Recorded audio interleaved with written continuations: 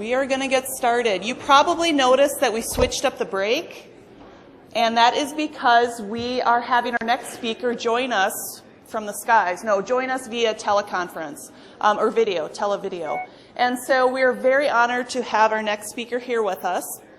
Before I start, I did want to have, someone had a couple of announcements. One is the evaluations. Apparently some people didn't get the evaluation. Don't worry, we have plenty of extras. So if you did not get the evaluation, please see the registration desk. Another point with this particular presentation, because it's via, obviously she can't hear us, but she can hear the microphones. And so there will be a question and answer session, but you need to have the microphone, the mighty microphones. And so the microphones will be, you know, you've seen the ladies with the microphone. So, but you have to speak loudly into the microphone for her to hear you. So that's my only thing with questions, but she's going to take questions. So it is my honor to introduce Bonnie Duran. She's an associate professor in the School of Social Work and School of Public Health at the University of Washington. She's the director of the Center for Indigenous Health Research at the Indigenous Wellness Research Institute. She received her doctorate in public health from UC Berkeley School of Public Health in 1997. She's worked in public health research, evaluation, and education among Native Americans and other communities of color for over 30 years. She's currently the PI of two NIH research projects in Indian country. The overall aims of her research are to work in partnership with communities to design public health treatment and prevention efforts that are empowering, culturally centered, accessible, and sustainable, and that also have maximum public health impact. She has many publications that most of we've read, including articles in peer-reviewed journals, book chapters, and books. She's on the editorial board of multiple journals, and she's an advisory board member of Rise for Boys and Men of Color Foundation Executive Alliance. So we're very honored to have her here. Again, she's joining us via, again, not the sky, but you will hear her voice, you'll see her presentation, and she will see you. And so after she is done with her presentation, we're going to go until about 45 after, and then we'll start taking some questions. So can everyone please join me in welcoming Dr. Duran.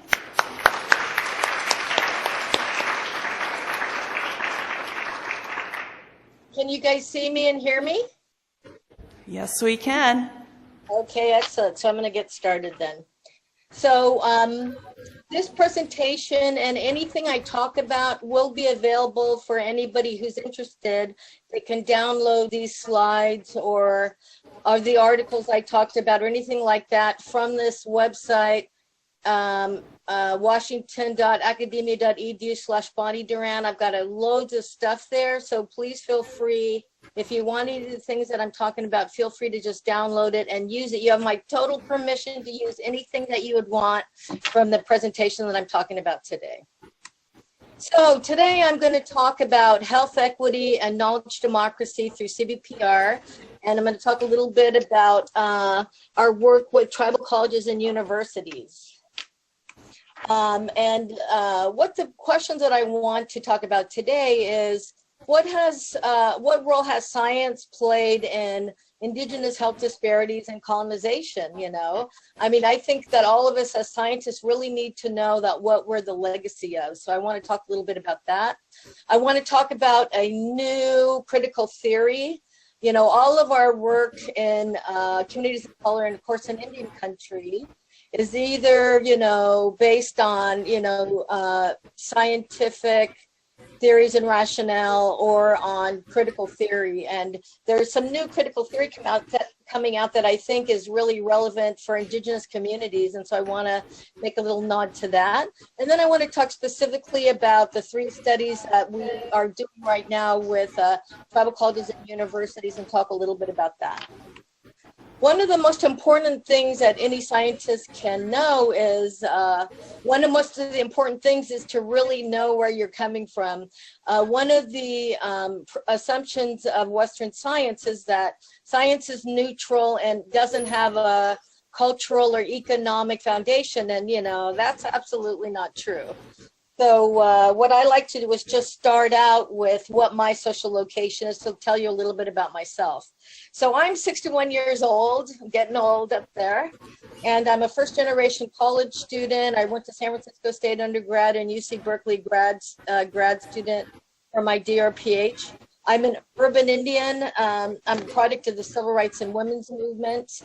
I grew up professionally in urban Indian clinics, the urban Indian clinics of the San Francisco, Oakland Bay Area, and in tribal communities. I do community-based participatory research methods and alcohol, drug, and mental disorder epidemiology and interventions in Indian country. And I also, since 1982, have been practicing mindfulness pretty intensely, and just graduated a program to become a mindfulness retreat teacher. So I'm teaching a lot of mindfulness around the country as well. And these are pictures, and I just wanted to point out the picture in the left bottom corner. Actually, I think Dr. Deborah, His Horse's Thunder, and Lois Sprague are in the room there with you. And they actually are both representatives. Dr. Deborah, His Horse's Thunder, who currently lives on Standing Rock and did recently get arrested. Woohoo! We love her. She's in the room, and she is the principal investigator of the American Indian Higher Education NARCH grant. So she really knows a lot about that, about research in tribal colleges. And then Lois Sprague is also in the room, and Lois Sprague is a wonderful, heads up the social work program in Montana at Fort Peck Tribal College. And she actually has the research grants from the AHEC NARCH to look at mindfulness for tribal college students. And I'm working with her on that as well. So Loya's in the room as well. So I don't know if you guys want to stand up or wave or whatever. So, just a current context, we have 3 research projects with tribal colleges funded by NIH, 2 R01s, and 1 research grant within a center grant, a P60, a Center of Excellence grant. And then we also have an NINR grant. We do a fair amount of research on the methods of community engagement, because in Indian country, if you look at community engagement, you're not doing native research. So, and I think Indian country has a lot to teach the rest of the world about how to do community engaged research. So this is a map of the tribal colleges. There are 36 of them currently, I think, in the system. I think there's a few more in Oklahoma that may or may not be in the system. There's 1 in Canada, Red Crow Community College. These are the tribal colleges that participated with us in some measure of the 3 research projects we've had with tribal colleges. I think these were the ones that were involved with our first needs assessment, and we had 22 of them involved with our second project and 7 of them involved with our third, but I'll tell you more about that in a minute. So I wanted to just lay the groundwork for why community engagement with tribes and tribal colleges is so important. You know, why it's so important to do community engaged research and not think that you can do research based in the academy away, you know, without real authentic partnership with tribes. This is a slide that was actually produced by the National Congress of American Indians. We've had research projects with them as well, looking at community engaged research in Indian country and more broadly as well. This is one of the theories that grounds the work that we do here at the Indigenous Wellness Research Institute, and that is, you know, looking at tribal communities as colonized nations. And one of the most important elements of the colonial matrix of power that we're looking at today is control of subjectivity and knowledge, epistemology or ways of knowing, education, and the formation of subjectivity. It's one of the most important elements, and why you really need to do community engaged research, or you'll think that from the academy you could know people's subjectivity, their epistemology, and you could formulate their subjectivity, which is totally absurd. I have over 200 articles like the ones I'm about to show you And you can actually get articles like this about the tribes that you work with or your tribe in the Native American Health Database at the University of New Mexico. They actually have a wonderful collection of historic scientific articles in Indian country. And, you know, some of them are interesting and some of them are just plain racist. And this is what a lot of them look like. I'm only going to show you a few, but I've got over 200. So, you know, here we have supplanting the medicine man and, you know, influencing the health practices of primitive people. And, you know, this is a good example of science actually supporting colonization and supporting federal policies for cultural genocide and, you know, not so great things. This is, you know, the kind of research, you know, if you believe in science, this is the kind of science they were doing with tribal people or on tribal peoples in the beginning of, you know, in the middle of the 1800s up until about, actually, to this current day. As you can see, this really wonderful one, a comparison of the intelligence of Mexican and mixed and full-blood Indian children. And then, you know, these are just examples of how research and science supported federal policy towards tribal people, and you know how we really have to think of another way of doing it, because what was mainly done in the past was pretty racist. Now I want to show you this short video about epistemicide, which is really, I don't know if you guys know what that means. It's really one of the biggest terms going on in critical theory right now. So it's only a 3-minute video, but I want to show it to you right now.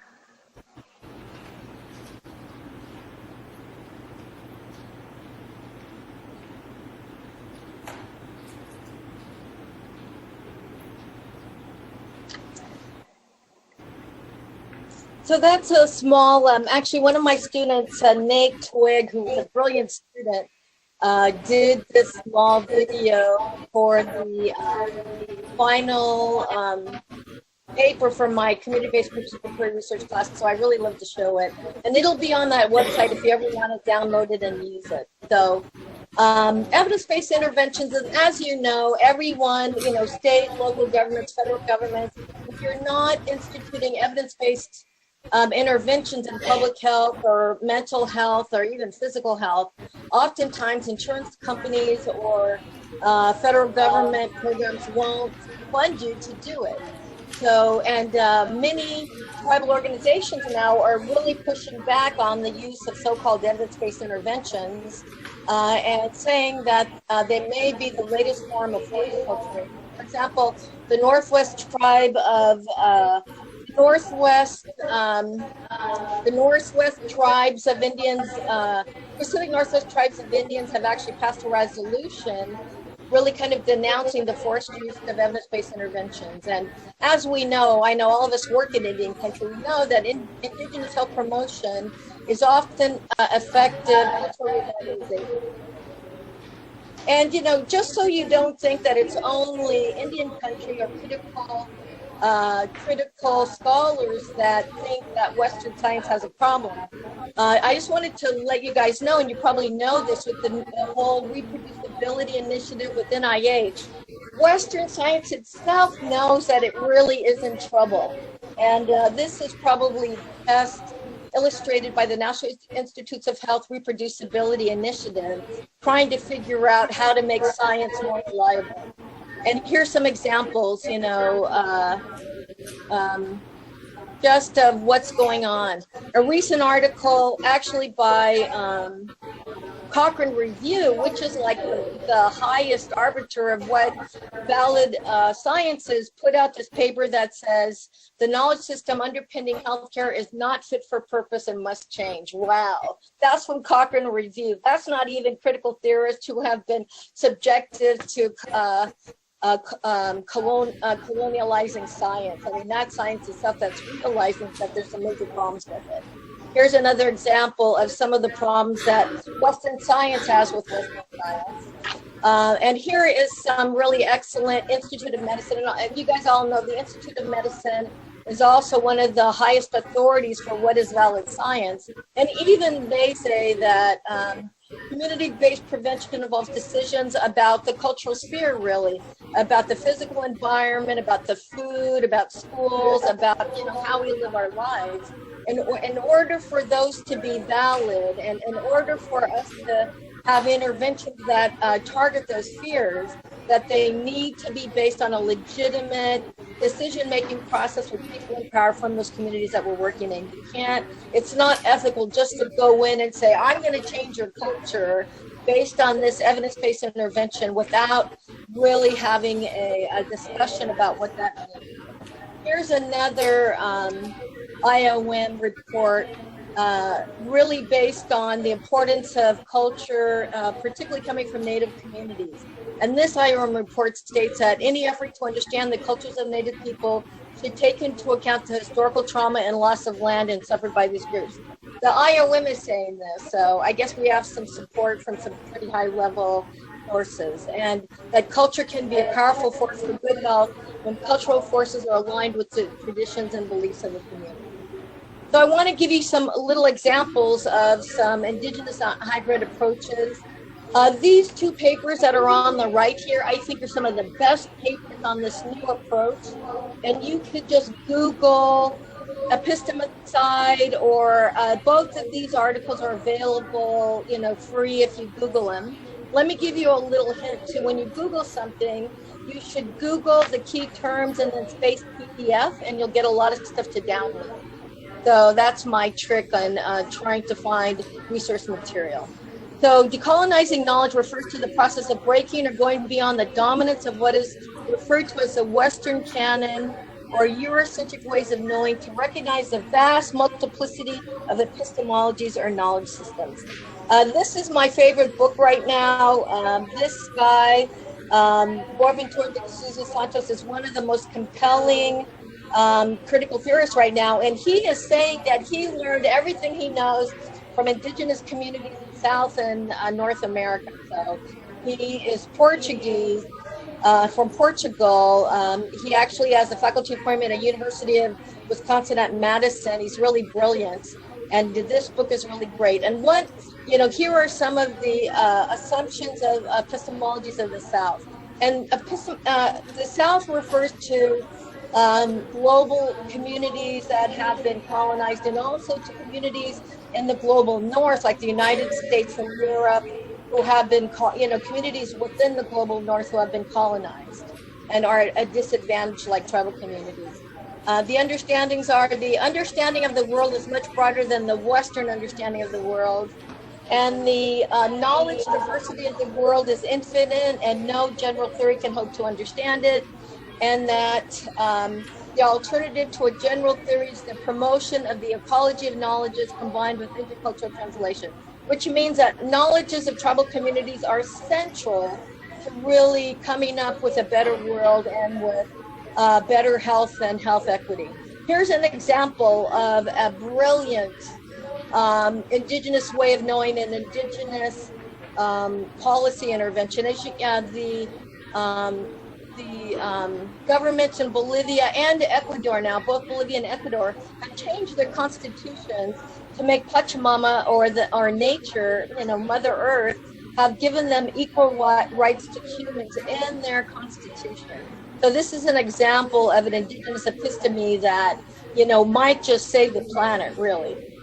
Bolivia has changed their constitution and given Pachamama or nature the right to life and exist, the right to continue free from human alteration, the right to pure water and clean air, the right to balance in nature, the right not to be polluted, and the right not to be genetically altered.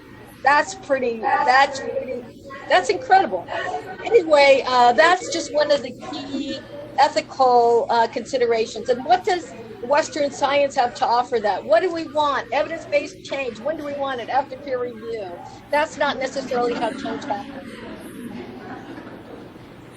Okay, so I'm going to talk now a little bit about the research projects that we have been having with tribal colleges, probably for the last, about, when did we start working with tribal colleges? Probably about 10 years ago.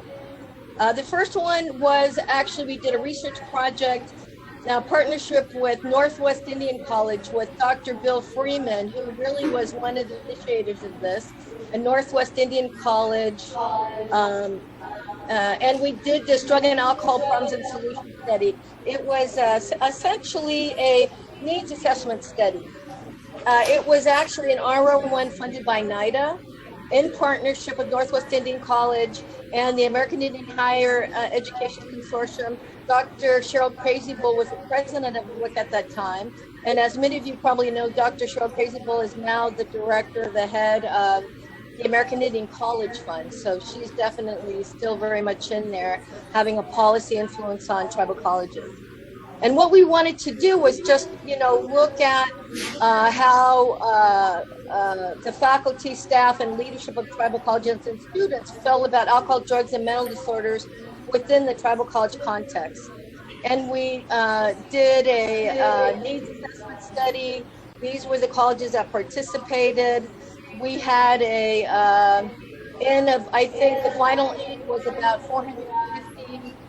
Here was our response rate. And we still have that data actually right now to maybe 350, 340 was our total in. And we actually have that data and we're publishing it right now. And that data is available for we've actually given all that data back to the tribal colleges, and some of them might be using it right now. I'm not exactly sure. And these are what was, we actually gave each tribal college back like a 200 plus slide presentation with the results of that needs assessment. And these were the elements of that PowerPoint presentation that we gave back to them. This is our second study. This is our big study, a psychiatric epidemiology study at the tribal colleges as well. And just to let you know, a lot of us are have been mentored by people like Dan Peel. So I know that they're presenting at this conference as well. And I just want to tip my hat to them, because one of my first research projects was actually doing secondary analysis on the superfoods, the big data set that they collected in tribal communities. So they really are, taught us a lot about how to do this, particularly in Indian country. So I want to tip my hat to them as well. So we have just finished actually collecting data for this psychiatric epidemiology survey. What we wanted to look at was alcohol, drug, and mental disorder prevalence and correlates in the tribal colleges.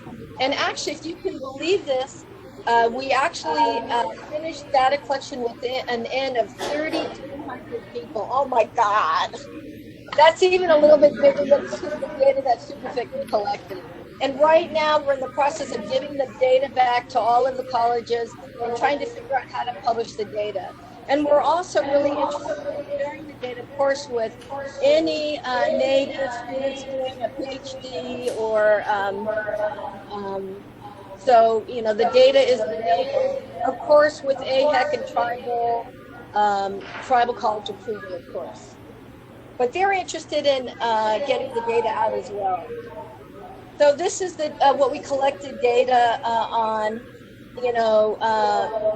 all alcohol, DSM-5, alcohol abuse disorders, drug abuse disorders, and then common medical disorders like PTSD, depression, anxiety, things like that. And then of course, the tribal colleges are interested most in academic achievement, so we collected a lot of data on that. And I just want to say the tribal colleges, we met with them multiple times to figure out what data we would collect, and they were excellent at telling us what data they wanted and what data they didn't want. These are some other data elements that we have in the data set. The tribal colleges were really very strong about, hey, we want resilient, strength-based data. We don't want to be characterized as deficient. The days of the articles that I showed you are in the past. No more of that. We want to show the strength of tribal communities and how we might regain strength through cultural revitalization. So that's that study. And then here's another study that we are definitely right in the middle of. What we did was we adapted a so-called evidence-based intervention, brief alcohol screening and intervention for college students. We adapted that for tribal college students at 7 tribal colleges across the U.S. So we did a cultural adaptation, and we also did a policy intervention where we developed a series of posters at 3 of the 7 colleges that we did the intervention in. So this just shows you, we had 100 intervention and 100 control students at each of the 6 or 7 tribal colleges we worked at. And we're actually right in the middle of that. We just finalized data collection on the 3-month follow-up of the intervention. And we're still collecting data on that. Not as many outcomes on that one as yet. Over here at the Indigenous Wellness Research Institute and the Center for Indigenous Health Research, we also do a lot of CBPR research. So just wanted to show you a little bit of that. And we all know what CBPR is, right? It is one form of participatory research. And we've actually done a fair amount of work with the National Congress of American Indians Policy Research Center. And we have this really wonderful CBPR model that if I had more time, I would tell you about it.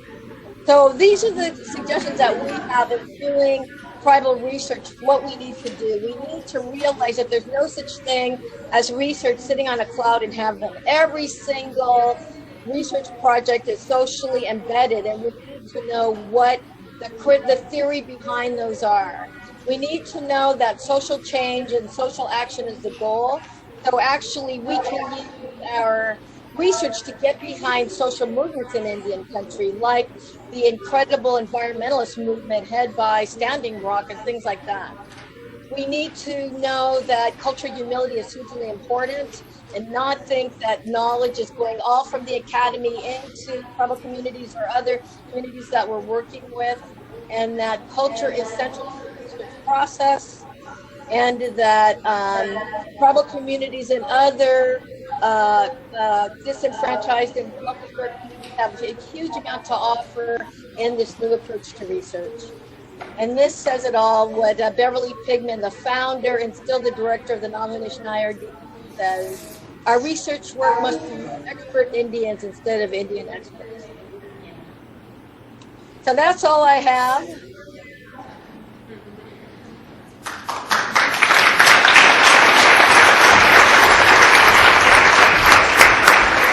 I was like, oh, she can't hear us, but we're applauding. So any questions from the... I did hear the applauding, so thank you. Yes. Questions from the audience for Dr. Duran? Or comments or general criticisms are good too.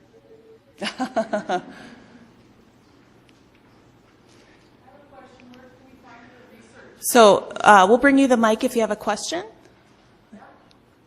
Are Deborah and Loy in the room? Are Deborah and Lloyd in the room? Yes, they are. Hands are being raised. Yeah, well, We do have one question from the audience. Okay. Where can we find your research? Actually, if you go to right here, washington.academia.edu/Bonnie Duran, you will find every single article I ever had any role in. And you will also find a whole bunch of PowerPoint presentations, including this one. So please feel free to use any of it. And I've actually also, I think those two articles that I mentioned are excellent background for anybody doing work in Indian country about epistemicide and really centralizing Indigenous knowledge and Indigenous healing as, you know, approach to health equity in Indian country. I think that these two places you can find a lot of my research. Other questions? All right, let's applaud Dr. Duran again. Thank you so much.